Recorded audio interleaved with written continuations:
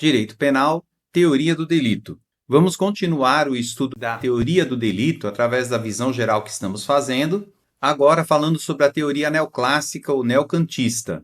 Ela também é considerada uma teoria tripartite, porquanto tem a tipicidade, a antijuridicidade e a culpabilidade. Esta teoria ela é baseada na teoria do conhecimento neocantista, que é alicerçada no dever ser, tendo elementos normativos e axiológicos, portanto, com base em juízo de valores. Essa escola não nega o positivismo e acrescenta a teoria teleológica do direito penal, que busca os fins do direito penal, ou o objetivo do direito penal. Dessa forma, essa teoria ela é bem diferente do formalismo da escola clássica, que tem por base o ser e não o dever ser. A ação para essa teoria, ou seja, a atitude, ela é um conceito formal e material, sendo dessa forma normativa e naturalista. Portanto, ela é causal, com base na escola clássica, e inclui agora o conceito normativo na teoria da ação, que é valorativo. Assim, a ação nessa teoria passa a conter não somente a ação propriamente dita, mas a omissão. Portanto, a conduta, que é denominada uma conduta cega, é baseada no comportamento humano, e aqui o termo comportamento humano inclui a omissão do agente, que deve ser voluntária e dirigida à modificação do mundo exterior. Observe que na teoria anterior, a conduta ela era uma ação humana, que não incluía a omissão. Dessa forma, a omissão passa a ser punível por essa teoria. Já em relação à análise dos elementos do delito, temos que a tipicidade ela é descritiva, contendo elementos normativos e também elementos subjetivos, ou seja, o ânimos do agente. Logo, a tipicidade passa a ser material valorativa.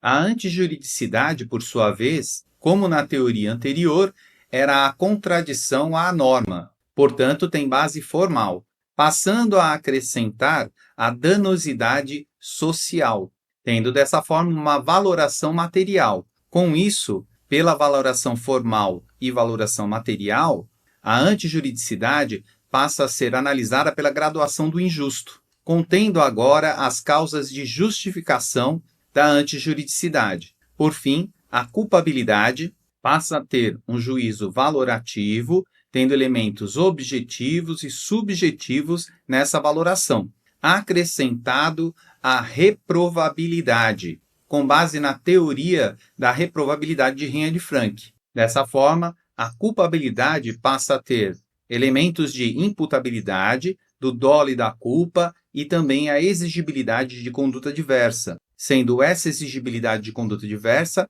normativa, com base na teoria psicológica normativa. Todas essas teorias que acabamos de estudar evoluíram até aqui, até a Segunda Guerra Mundial. E após a Segunda Guerra Mundial, com o fito de impedir os erros ocasionados pelo direito penal nazista e utilizar as teorias anteriores, surge a teoria final ou finalista da ação de Welsel. Isso porque tudo o que aconteceu no nazismo foi referendado pelo direito penal com base em teorias. Aliás, como já falamos anteriormente em outras aulas, o direito é balizador de muitas atrocidades mundiais. E a teoria finalista tem por base o justifilosofismo de Welsel, que é ontológico, acrescentando a teoria teleológica do direito penal, conforme a teoria anterior, que busca, portanto, os fins do direito penal, contendo também elementos axiológicos e normativos. Dessa forma, a única coisa que muda na teoria de Welsel é a questão ontológica, e essa questão ontológica conceitual busca alterar o conceito de ação, que passa a ser naturalista e dirigida a um fim. Portanto, a conduta nessa teoria passa a ser vidente, pois a conduta contém um comportamento humano, e aqui é o mesmo conceito de comportamento humano da conduta anterior, portanto, contém a omissão do agente, que inclui ainda os meios necessários a esse comportamento, que é dirigido a um fim determinado, contendo ainda as consequências secundárias do objetivo do agente, conduzida, portanto, por uma ação voluntária. Só que agora também acrescenta a teoria da análise causa-efeito, que é grandemente criticada na doutrina. E essa teoria da análise causa-efeito, ela faz com que o comportamento humano do agente tenha que ser totalmente controlado. Por isso, essa conduta também é considerada uma conduta vidente, ao contrário da teoria anterior, que é uma conduta cega, que não previa o comportamento totalmente controlado do agente. Dessa forma, para Wessel, por meio da sua teoria ontológica conceitual, o delinquente tem o comportamento total de sua ação dirigido a um determinado objetivo que ele almeja. E como nas teorias anteriores, essa teoria também é tripartite, porquanto tem a tipicidade, a antijuridicidade e a culpabilidade como bases e elementos fundamentais do delito. E a tipicidade, como na teoria anterior, ela é complexa, incluindo nessa complexidade o tipo objetivo e o tipo subjetivo, que é composto, portanto, do dolo natural e da culpa, que pertencem ao tipo penal. Logo, o tipo doloso passa a ser diferente do tipo culposo.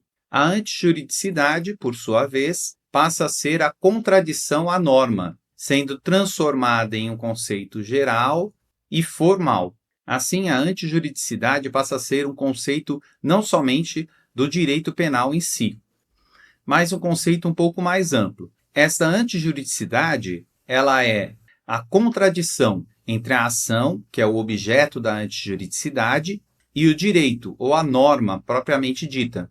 Portanto, a ação objeto da antijuridicidade, quando atinge ou infringe o direito, é valorada por essa antijuridicidade. E segundo a teoria de Wessel, a análise da antijuridicidade ela é prévia à análise da tipicidade.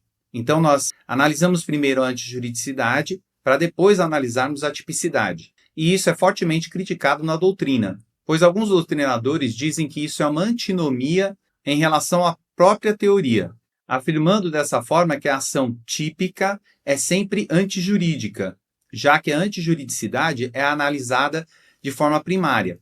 Logo, a ação não pode ser típica e posteriormente ser analisada a antijuridicidade. Esse confronto da teoria não foi muito bem resolvido por Wessel. E essa teoria, dessa forma, distingue a antijuridicidade do injusto, que é um conceito particular, sendo, portanto, o injusto uma valoração da atitude negativa do agente, sendo uma análise posterior. Essa análise posterior é posterior à antijuridicidade. A culpabilidade, conforme vimos, perde os elementos do dolo e da culpa que foram inseridos na tipicidade, tendo a culpabilidade como elementos a imputabilidade, a potencial consciência da licitude e a exigibilidade de conduta diversa, sendo essa exigibilidade de conduta diversa normativa. Portanto, a culpabilidade passa a ser analisada com base na teoria normativa pura, por força da retirada do elemento subjetivo do dolo e da culpa,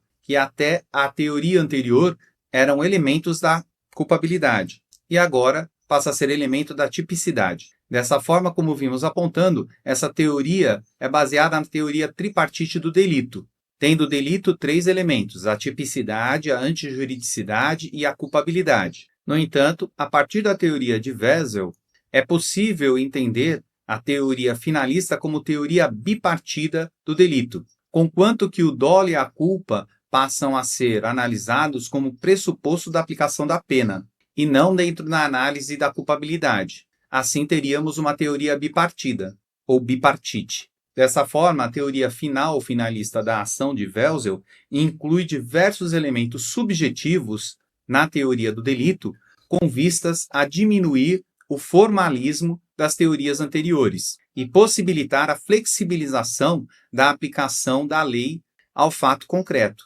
Tudo isso está intimamente ligado às revoluções constitucionalistas, à evolução dos direitos humanos como um todo, que tenta fazer com que o direito seja um pouco mais justo, entre aspas.